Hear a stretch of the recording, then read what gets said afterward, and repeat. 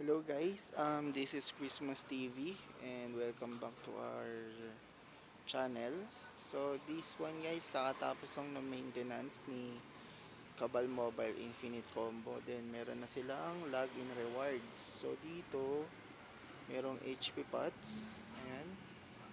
Then merong MP Potion, Fury, Only na Return Stone. Then free costume for 7 days. Then, meron silang accessories for 7 days lang to guys. Then, dito naman sa mga effector, 7 days lang din. May libre sila. So, yun lang guys. Sa ito, meron silang happy birthday ring.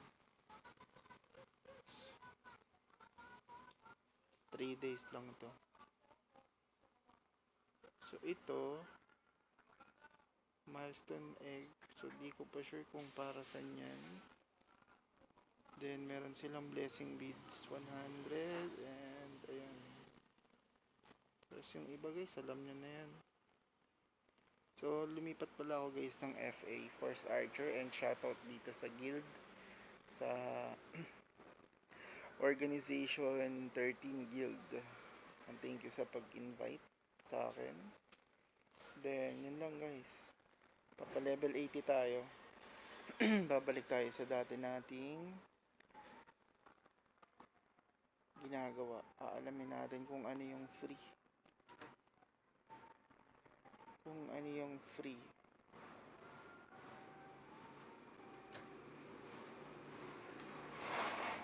So, yun lang guys. Papa-level tayo.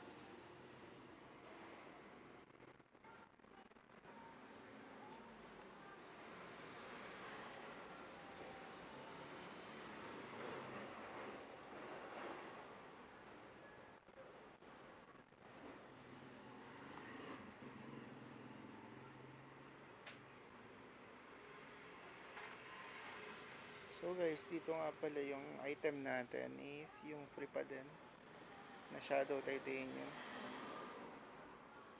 So bukod doon wala naman na.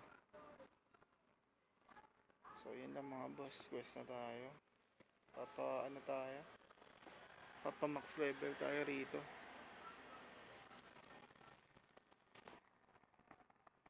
Lumipat ako ng FA mga boss kasi nahirapan ako. Daming bot, di ako makaquest ng husto. Sabi ko FA na lang para maayos yung range. Then ayun.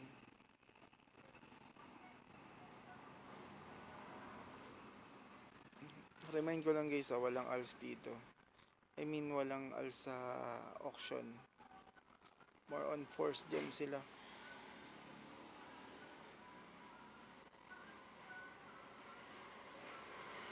Ito. Yung may mga part nila, 210 FG. Ayaw pa mahal. Then, tingnan mo. Halimbawa, orbs. Tapos, all natin yan. Kaya, tingnan nyo naman. Wala kang makikitang option ng ALS dito. Low order, tsaka high order lang. Via force gem. So, yun guys. Kung nagpaplano kayong gumawa, gawa na kayo. Maganda din dito. Maganda graphics nya. Tingnan mo yung pagkakagawa. Oh. Tsaka yung monster dito guys, same ng name sa PH, pero yung itsura iba. Kung napanood nyo yung previous video ko, iba yung itsura. Ganda rito. Uy, may login reward guys. Ay, may paayuda.